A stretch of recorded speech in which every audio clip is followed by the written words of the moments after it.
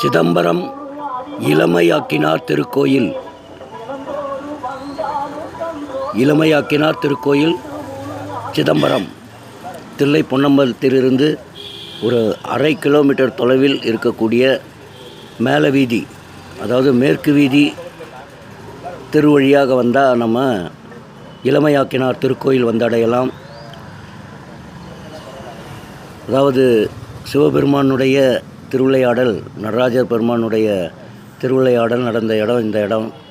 சிவபெருமான் ஒரு நாயனாரை இளமையாக, முதுமையானவரை இளமையாக்கக்கூடிய நிகழ்வு இந்த இடத்துல நடந்தது. அதனால் இந்த இடம் இளமை ஆக்கினார் திருக்கோயில். ரொம்பவும் ஃபேமஸான கோயில். அதனுடைய தெப்ப குளம் தான் பார்க்குறீங்க. இந்த குளத்தில் தான் முதுமையானவர்களை இளமையாக்கியவர் சிவபெருமான். அந்த திருவிளையாடல் நடந்த இடம். அதனால தான் இளமையாக்கினார் திருக்கோயில் என்ற ஸ்தலத்தோடு இந்த ஸ்தலம் புகழ் வாய்ந்து இருக்கிறது. யார் யாரெல்லாம் நோய்த்தன்மையில் உள்ளவர்களோ இந்த இடத்துல, அந்த யுகத்தில் இந்த புண்ணிய தீர்த்தத்தில் நீராடி வெளிவந்தாவே அவங்களுடைய தொல்லைகளிலிருந்து நீங்கி, நோய்த்தன்மையிலிருந்து விலகி, முதுமையிலிருந்து விலகி இளமையை பெறக்கூடிய வாய்ப்பு இந்த இடத்துல இருக்குதான். ஸோ அந்த யுகத்தில், இந்த யுகத்துலேயும் நிச்சயமாக அது மாதிரி ஆழ்மன சிவனை நம்ம நினைக்கும் போது நாமளும் முதுமையை தள்ளி போடும் சக்தி நமக்கு கிடைக்கும். சிவாய நம சிவாய நம.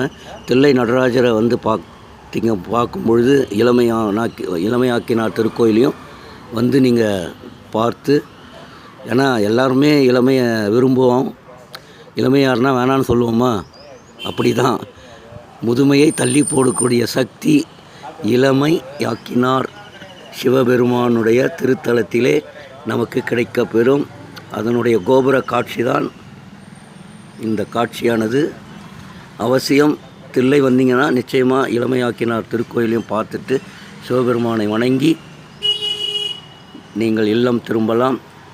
உங்களுடைய முதுமையை தள்ளி போடக்கூடிய சக்தி மாபெரும் சிவபெருமானிடம் உண்டு என்பதை நிரூபிக்கக்கூடிய ஸ்தலம் இளமையாக்கினார் திருக்கோயில் சிதம்பரம். நற்றுணையாவது நமச்சிவாயமே. ஓம் நம சிவாய.